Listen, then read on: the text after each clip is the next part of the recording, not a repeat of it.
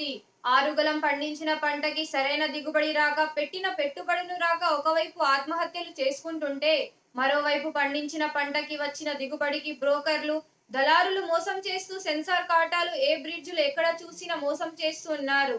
రైతుల రాజును చేద్దాం, ఈ దేశానికి రైతే వెన్నెముక, రైతు లేనిది సమాజం గాని వ్యవస్థ గాని నడవదని చెప్పుకునే పాలకులు రైతులు పట్టించుకునేటటువంటి పరిస్థితి లేదు. క్వింటాల్ పత్తి ధర 6,000 ఉంటే దళారులు 6,500 పెట్టి రైతులను అమాయకుల్ని ఆసరగా చేసుకుని మోసం చేస్తున్నటువంటి పరిస్థితి. పట్టించుకునేటటువంటి అధికారులు పాలకులు లేకపోవడం చాలా దారుణమైన పరిస్థితి. ఈ రాష్ట్రంలో రైతు బతికేటటువంటి పరిస్థితి లేదని చెప్పుకొస్తున్నారు. ఈరోజు ఈ దేశంలో రైతుల పరిస్థితి అగోచరణంగా ఉంది. విత్తనం వేసే దగ్గర నుంచి మోసం, నకిలీ విత్తనాలతో ఒకవైపు మోసం జరుగుతుంటే, ఆ తర్వాత పండించిన పంట చీడ పురుగులు బెడతో మోసమైనటువంటి బయో మందులతో రైతులు మోసం చేస్తున్నారు ఒకవైపు. ఆ తర్వాత ఆరుగాలం పండించి పంట దిగుబడి వస్తే దిగుబడి చేసిన దగ్గర కూడా కొన్నటువంటి పంటకు కూడా సరైనటువంటి ధర లేక మోసపోతున్నటువంటి రైతులు రాజు చేద్దాం, రైతే ఈ దేశానికి ఎన్నెముకని చెప్పుకుంటున్నటువంటి ఈ పాలకులు, రైతులు ఆత్మహత్యలు నిరంతరం జరుగుతున్నా కానీ పట్టించుకునే అధికారులు లేరు. ఈరోజు ఖమ్మం జిల్లా సత్తుపల్లి నియోజకవర్గం తల్లాడ మండలంలో నిత్యం పత్తి వ్యాపారుల దాడుల నుంచి రైతులను మోసం చేస్తున్న పరిస్థితి. ఆదుకునే నాదుడే లేక అగోచరణ అని చెప్పి ఆత్మహత్యలు చేసుకున్నటువంటి పరిస్థితి. రైతులను కాపాడేటువంటి అధికారులు ఏ బ్రిడ్జి కాటలలో మోసం, పత్తి కొనుగోలులో మోసం జరుగుతున్నా కానీ పట్టించుకొని ఈ పాలకుల్ని ఎలాంటి శిక్ష చేయాలని చెప్పి ప్రజలు చెప్పుకొస్తున్నారు.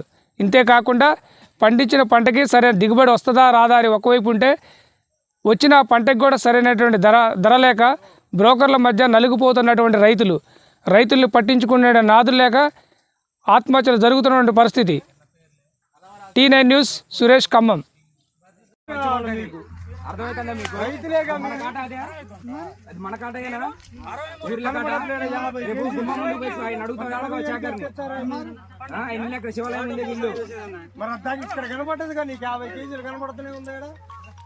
నీకు సిగ్గుండాల ఫస్ట్ ఇచ్చేటప్పుడు వీడియో తీస్తాను మొత్తం వీడియో మొత్తం గ్రూపులలో ఎదురుపోయి మొత్తం నలుగురు నాటకాలు దిగుతారు. ఎంత వచ్చింది అది? 30 కేజీలు ఎక్కడ, 50 కేజీలు ఎక్కడ? సంబంధం ఉంది అసలు? 30 కేజీలు, 20 కేజీలు సగానికి సగం దిగుతాను. నువ్వు ఎక్కడి నుంచి వచ్చినావు? ఏ ఊరు? జుల్లూరుపాడికి చర్లకు సంబంధం ఉందా? 130-140 కిలోమీటర్లు అప్పరావు నొత్తాండు. అసలు సంబంధం లేదు. రైతులు ఇక్కడ మొట్ట గురించి పోతారా? ఎంత బాధ,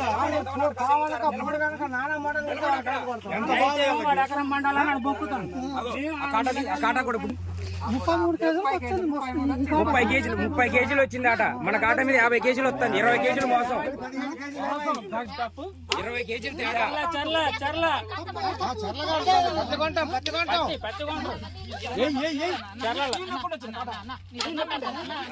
70 కేజీల మనిషి 30 కేజీల వచ్చేది.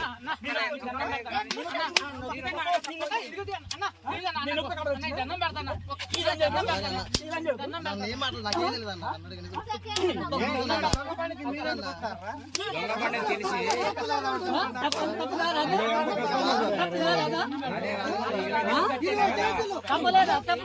ఇప్పుడు ఎండకి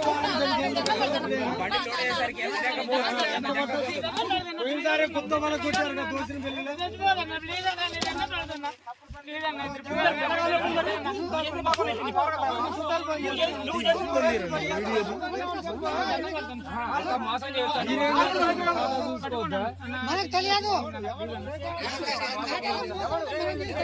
ఇప్పుడు తెలిసిపోయింది 50 కేజీలు వచ్చింది.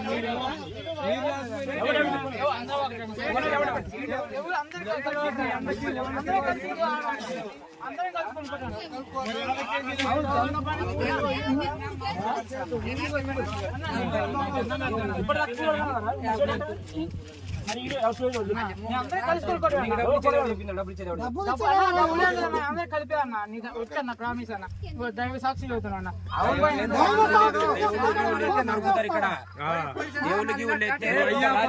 గొడ్డలతో నరికి ఇందులో పార్కింగ్ చేస్తారు.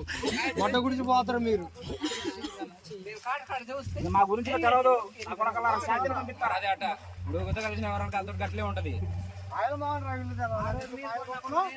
చివరికి రమ్మని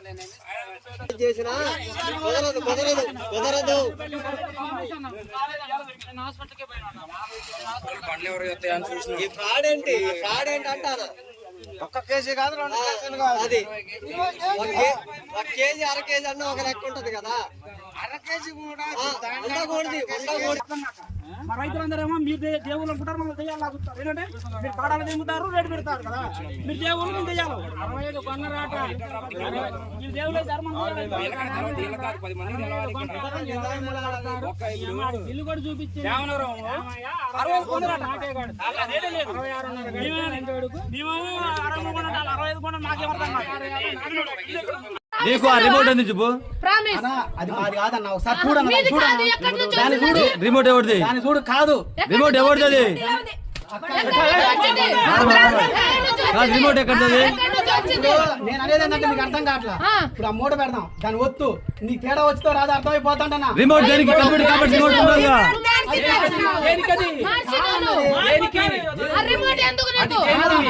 ఇప్పుడు అటు ఇటు మారగానే పిన్ను మార్చిండు.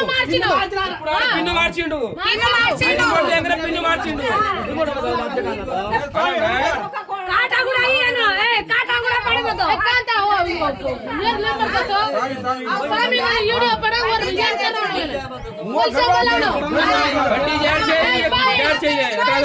నీకు ఆ రిమోట్ ఎందుకు?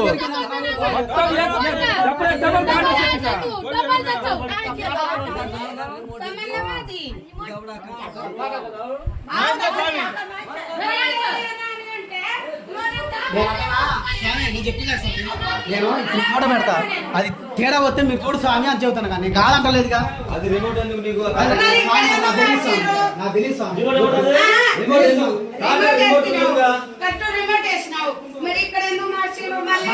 ఇక్కడ స్విచ్ ఉంటుంది, స్విచ్ లో కూడా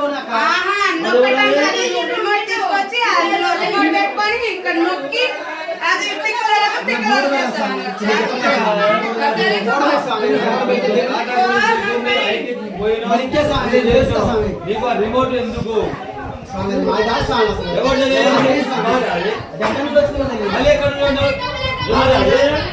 రిమోట్ ఎక్కడది? ఫోటాలు కూడా చేయలేదు. రిమోట్ బాగా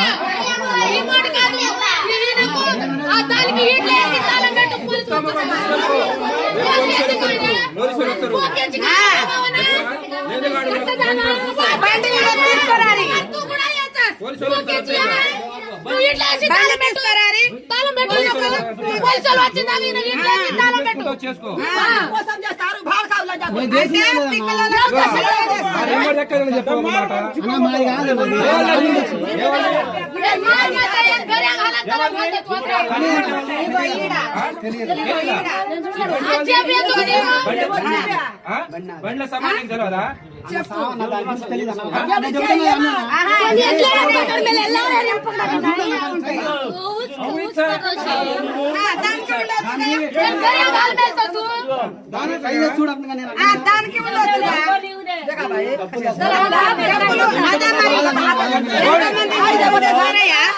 ఇగో ఆగు ఆగు దాచుకుంటావా అయ్యా నువ్వు?